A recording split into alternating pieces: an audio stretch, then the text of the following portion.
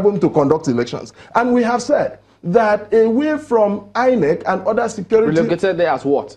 As AIG, to sit in Akwa Ibom. But how can he post himself there? Did he post himself? No, he's AIG Zone 6. But he left the states, all other states under his jurisdiction, and found a comfortable base in Akwa Ibom. And let me tell you... Is there anything wrong with that, really? There's ordinarily, there shouldn't be something wrong. But because you as CP, in your commissionership, you posted Senator Okpabio's cousin to head SARS. You did a lot of things that he hosted a pro-APC rally as CP and addressed them. CP Kimo. Now, so if you have been accused of such, and you are posted as AIG, and that state is under your command, you should know enough that your mere presence in that state will lead to problems. And immediately he came, which is why we issued a statement and said, if there is any electoral violence in Akwa Ibom, hold AIG Kimo responsible. Now, if this were the case, what did the party or the state do? Did they notify the police authorities? Yes, we have written to the Police Service Commission, we've written to the Inspector General of Police, we've written to international communities, we've drawn attention to the unholy presence of AIG Kimo and his middle son interference in the politics of Akwa Ibom. You asked the APC to give you evidence to prove that INEC is working in cahoots with you. Yes. So I may as well ask you now, what makes you describe that as unholy alliance? We have brought sufficient evidence. We've written in our letters to the Police Service Commission, we've supplied evidence. We have stated where and when he held meetings. We have stated the fact that if Idorina Akpabio, who is a cousin, a first-line cousin of Senator Godswill Akpabio. What's his position today? He's the OC anti-robbery squad. And we complain, under this anti-robbery squad, we've complained about 2 senior officers of the police, which under his commissionership, he made absolutely no opportunity to change them. We said that, look, Idorina Akpabio is Godswill Akpabio's cousin. He cannot be head of anti-robbery. And Super Brown is there. With these 2 people, over 600 members of the People's Democratic Party have been arrested on several flimsy excuses, including just wearing a hat bearing PDP. Now, the senator also spoke about the ad hoc staff. Yes. How they happen to be, some of them, even I read the PDP, APC accusing your party, saying some members of the ad hoc staff are members of your party. Now, yesterday in Akwa Ibom, the REC held a meeting where he asked all political parties to come and identify those who are card-carrying members of the party. Asked the senator what was the outcome of that investigation. You see, some of these things are just sweet, which is why we need to undertake a mental evaluation of some of the people who hold high offices and make very careless statements. We've called for that. You cannot say that the recruitment, training of ad hoc staff were left. How? This thing was, what they don't know is it was done online. People applied. People, as Nigerians, they applied. After the application, people went for training and took examination. So PDP as a party never, for one day, not even the state government, had any alliance with the selection, recruitment, training of any ad hoc staff. Now he's recanting to say, well, he knows that the national brings some, the state brings some. It's not the first time we're having ad hoc staff recruitment. You see, people do not understand that times have changed. In the periods where they held sway in the PDP, people who were beneficiaries of impunity, who have now left the PDP, do not know that the PDP is a new PDP where impunity is not allowed. But there are also youths who are protesting in the state, saying that they want the REC deployed. How do we explain that? The youths are members of the APC. It was led by Stephen Togbo, who is the state youth leader of the APC. Now, let me explain. Do you think they have a case, really? Because, I mean, it's coming from several sources at the same time, all going in the same route. Do you think these Several sources trace to the same stock of the APC. Now, on the morning when the peace accord was to be signed, media aides of Senator Itanan, Senator Godswill Akpabio, and the governorship candidate of the APC in Akwa Ibom, in the morning of that day, went online and started writing that Igini has been redeployed to Bayelsa. And they started congratulating Godswill Akpabio, who traveled for 3 hours the previous day and came back, and said that he had promised he would sack Igini.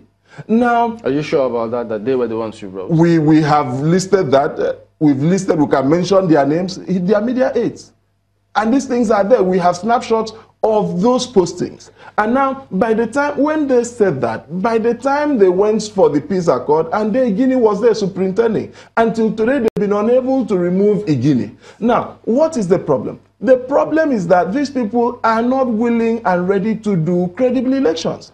And they think that the only stumbling block to that, because they have had their way with security, because I hear that we even have a new commissioner of police as we are speaking. Now, when he accuses people of thuggery, Senator Itainang seated there is from the same local government as I am from. Ask him where elections took place in 2007. It was in his house. The whole elections for our local government took place in his house, in Ibionibom local government area. Itainang, without any legal backing, goes around with 8 military personnel. Well, now you've said a lot, but we need to get him to respond to some of this.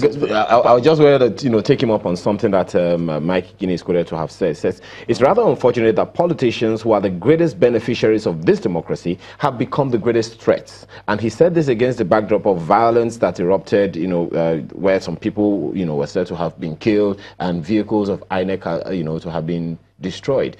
This kind of back and forth between APC and PDP in a state like Akwa Ibom State is not going to, give your electorates the confidence that their lives and property are safe during the elections. If you probe further, you discover that 2 weeks before now, the electoral officer in that local government called Oborokara was beaten up by APC people. They weren't wearing masks. We reported to the police, and up till today, the police has done nothing about it. The people who went to burn those buses, the drivers who escaped, some were hurt, some were unhurt, are alive and have spoken. If we go to the APC will also have something to say about you, accuse you. There's no way. The point is, why can't we have a peaceful election without this back and forth between the two parties? Now, what's the panacea for a peaceful election? Is to have people who are ready to go for elections, not to have people who want to use federal might, not to have people who want to finish elections in 3 hours. That's the panacea. And who are those who are pushing for this? Who are those who are calling for federal might? If you have a quarrel, I said before in this studio, that in Akwa Ibom State, with this newfound federal might, if you have as little as a quarrel with your wife and she's APC, they invite federal might to your house. All right, let's get Senator to Abuja on this one, Markwe.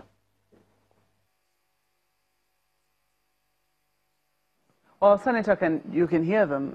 You've heard the accusations against you. You've been accused of not doing elections before now and things of the sort. How do you respond? Well, we've been participating in elections, and elections before now had been done credibly. And I am shocked that my friend and brother, Barrister Imemabong could make such wild allegations which are unfounded. And I want to say that the greatest threat to elections in Akwa Ibom State is the PDP. And PDP in the sense of the insecurity which they want to unleash. And this is the greatest challenge we have. And we are doing everything to make sure that there is sanity, security-wise. So it is the PDP, not the REC, not INEC in Akwa Ibom State. It is.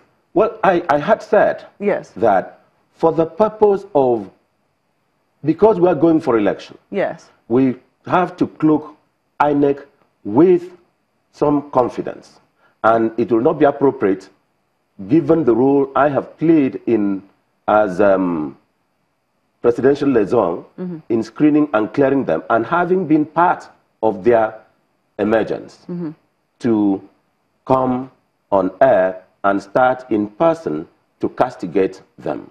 Now, my party has spoken. Even if they've done something wrong. My party has spoken, and I stand by the position of my party. And I've assured Nigerians and I've assured everybody that we are going in for the elections, confident that we will win. No, he has said that there has been no truth, there has been no proof of all the allegations that the APC has made against the REC. That only recently that the ad hoc staff, which that APC is complaining about, were brought forward for the APC to identify PDP members amongst them. And he says we should ask you about the results of that. Was it true that indeed there was an investigation into the ad hoc staff that was employed by INEC in Akwa Ibom State? No, I cannot say yes, and I cannot say no. Why? But I know that when there was, after the protest, that the resident electoral commissioner did a press conference, in which he said that he is not biased, and that the recruitment of the ad hoc staff were done transparently. Now, I do not want to go far into it, We just have to go to the field, because what the PDP wants to do in Akwa Ibom and everywhere is to divert attention, take you to areas that are You say it is the PDP that is diverting attention, but it is the APC that has made all of this. We are stating the fact that has made all of these allegations. We are stating all the facts as they are. It is your party that has said that the INEC, the REC in Akwa Ibom State is partisan. You are the one threatening to boycott elections in this state. You're the one making all of the allegations. Now the REC says we understand that you say he's done a press conference. Yeah. The PDP says he brought out the list of the people and asked you to identify PDP members. You say you don't want to go into that. You don't want to go into the details of that. Isn't that because there is nothing to actually go into? No. The fact that I have decided to be diplomatic at this stage because we are just so close to the elections, and we should not be getting on matters which we shouldn't get into matters which perhaps may not add much to us. You don't think that this council... Listen. One minute. Sorry about that. We want to go. We want to prepare for the elections. We are going in for the elections. Yes. We want to avoid things that are diversionary. We want to avoid falling into perhaps the trap that is laid by the PDP to keep diverting attention. We are back on the table planning for elections. Yes. We will have to take a break now. Yeah. When we come back, we'll be asking Senator Enang if this council shouldn't have been given to his party, because it still says, I stand by the words of my party. Yeah. I'll rephrase that when I come back. In just a moment, please stay with us.